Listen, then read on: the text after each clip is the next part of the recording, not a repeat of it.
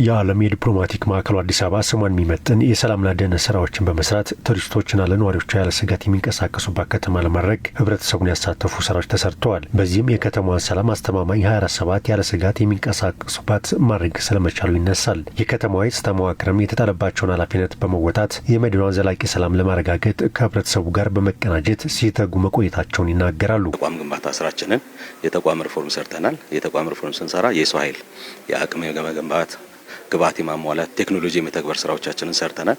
ህዝቡንም የሰላም ባለቤት እንደሆን የማደራጀት ስምሪት የመስጠት ስራዎች ተሰርተዋል። በዚህ መነሻ አካባቢን የመጠበቅ ጨለማ ቦታዎችን ማብራት ሲሲቲቪ ካሜራዎች ወንጀል ለመከላከል ስራዎች ሰርተናል።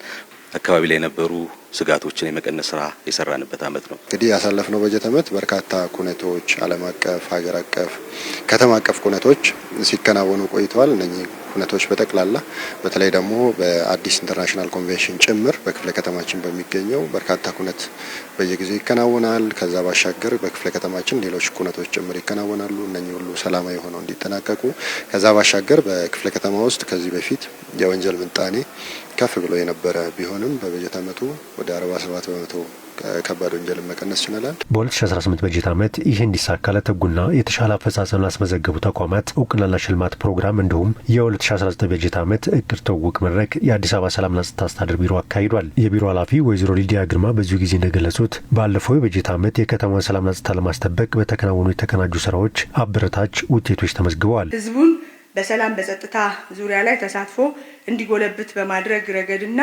እንዲሁም በየአካባቢው 24 ሰዓት ከጸጥታ መዋቅሩ ጋር ጠንካራ ስምሪት በመውሰድ የአካባቢውን ሰላምና ደህንነት በመጠበቅ ረገድ ባለቤት እየሆነ የመጣበት ሁኔታ መኖሩ በተለይ ከባድ ወንጀል የምንለው 53 እጅ፣ ቀላል ወንጀል የምንላቸው ደግሞ 43 እጅ መቀነስ የቻለበት ጠንከር ያለ ቅንጅታዊ አሰራር መፍጠር በመቻላችን የቅንጅታዊ አሰራር ውጤቱ ደግሞ አሁን እንዳነሳሁት የወንጀል ምጣኔ ላይ እያመጣ ያለውን ሂደት የሚያሳይበት ነው።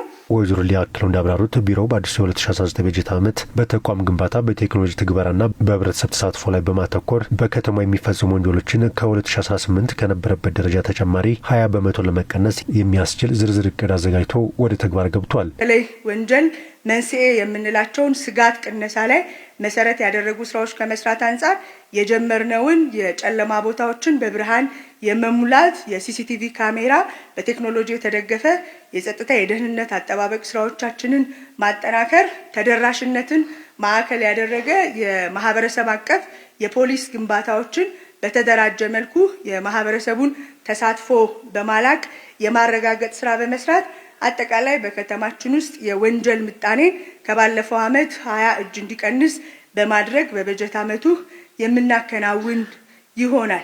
የክፍለ ከተማ አመራሮች በበኩላቸው በ2019 በጀት አመት የከተማዋን ሰላም ለማጽናት ህዝቡን ባሳተፈ መልኩ በትብብር እንደሚሰሩ አረጋግጠዋል። ዘመኑ በሚጠይቀው በቴክኖሎጂ የታገዘ የጸጥታ ስራን ለመስራት ከዛ ባሻገር በዚህ በጀት አመት ያሳተፍነው ህዝብ የበለጠ አነሳስተን አሳትፈን ጨለማ ቦታዎች በጠቅላላ መብራት እንዲወጣ የህዝቡ እንዲሳተፍ ጸጥታ ጉዳይ ላይ እንዲመክር የህዝቡን እያዳመጥ በጋራ ለመስራት ያቅደናል። ይህም ብቻ አይደለም፣ ወንጀል ለመቀነስ ቴክኖሎጂ መጠቀም ያስፈልጋል። ከህብረተሰብ ከጸጥታ መዋቅር ቅንጅት ባለፈ ቴክኖሎጂዎችን ለመተግበር አስበናል። ከዛ ባለፈ አዳዲስ የህዝብ አደረጃጀቶችን ሰላም ሰራዊት፣ ቅጥር ጥበቃዎችን በመመልመል በማሰልጠን እና የሰራተኛውን አቅም በመገንባት ወደ ስምሪት የምንሰጥበት አመት ነው የሚሆነው። በአዲሱ የበጀት አመት ለአገልግሎት አሰጣጥ ቀልጣፋነት፣ ለህዝብ ፍላጎት ምላሽና ለሰላም እሴት ግንባታ ከፍተኛ ትኩረት እንደሚሰጥ ተጠቁሟል።